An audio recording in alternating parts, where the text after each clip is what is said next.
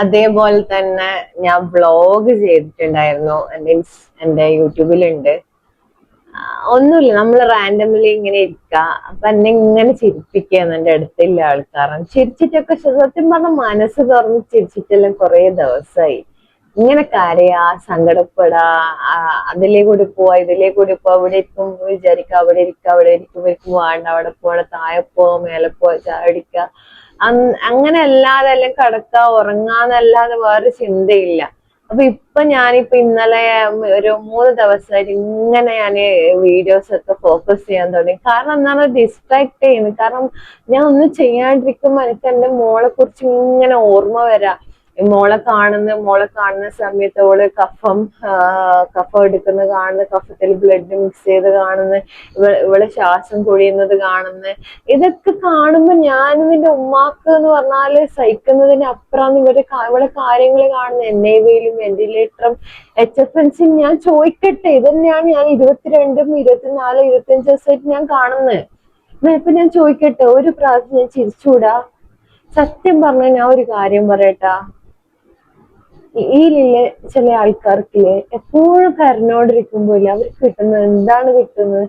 നമ്മളൊന്ന് സന്തോഷിക്കുമ്പോ, സന്തോഷമല്ല, പെട്ടെന്നൊക്കെ ഒരു ചിരി വന്നു. ചിരി വന്നതിന് ഒരാള് മെസ്സേജ് അയക്കുന്നു, കുഞ്ഞ് ഐസിയിൽ കഴിയുമ്പോ എങ്ങനെയാണ് ചിരിക്കാൻ തോന്നുന്നു? ഞാൻ ചോദിക്കട്ടാ, 24 hours എങ്ങനെയാ കരയാൻ പറ്റുന്നത്? നിങ്ങൾക്ക് പറ്റുമോ? ഒന്ന് കാണിച്ചു തരുമോ? എനക്ക് പറ്റൂല. എന്റെ കണ്ണിൽ ഇപ്പൊ വെള്ളം വരെ ഇല്ല. നമുക്കില്ലേ കരയാനൊന്നും പറ്റുന്നില്ല. കാരണം അതിന്റെ ഒരു സ്റ്റേജ് കഴിഞ്ഞു. കാരണം 25 ദിവസമായി മോളെ ഹോസ്പിറ്റലിൽ. എങ്ങനെയാ ഇത്ര കാലം കരയാ? നമ്മൾ ആരെങ്കിലും മരിച്ചു നമ്മൾ എത്ര ദിവസം കരയും? നിങ്ങളൊന്ന് പറഞ്ഞു നോക്കി, നിങ്ങളൊന്ന് ആലോചിച്ച് നോക്കി.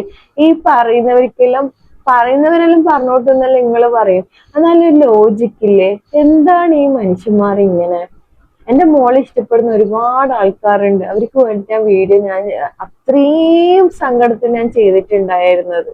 ഓക്കെ, ഇപ്പൊ എന്ന് പറഞ്ഞാൽ അത് ഒന്ന് മോളെ കാര്യം നിങ്ങൾ അറിയുകയും ചെയ്യും. അത് മാത്രമല്ല, എന്നോട് ഭയങ്കര സ്ട്രെസ് കൂടി എനിക്ക് തന്നെ ഭയങ്കര വിഷമത്തിലേക്ക് വന്നതുകൊണ്ട് സൈക്കോളജിസ്റ്റ് പറഞ്ഞു വെച്ചാൽ, നീ എന്താണോ ചെയ്യുന്നത് നീ അത് ചെയ്യ്. കാരണം ഞാനൊരു ടീച്ചറാണ്, പക്ഷെ ഞാൻ സ്കൂളിൽ ഈ വർഷം ഞാൻ ഒഴിവാക്കി. നീ ബുക്ക് വാങ്ങ്, ബുക്കിൽ നീ എന്തെങ്കിലും ചെയ്യുന്നൊക്കെ പറയുന്നുണ്ട്. പക്ഷെ എനിക്ക് ഏറ്റവും ഇഷ്ടമുള്ള കാര്യമാണ് ഞാൻ ഇപ്പൊ ചെയ്തുകൊണ്ടിരിക്കുന്നത്. സോ അറ്റ്ലീസ്റ്റ് മനസ്സിലാക്കൊന്നും വേണ്ട, 24 മണിക്കൂർ കരയാൻ പറ്റുമോ എന്ന് നോക്ക്. അങ്ങനെ പറ്റുവാണെങ്കിൽ ഒരു മെസ്സേജ് ഇട്ടോ.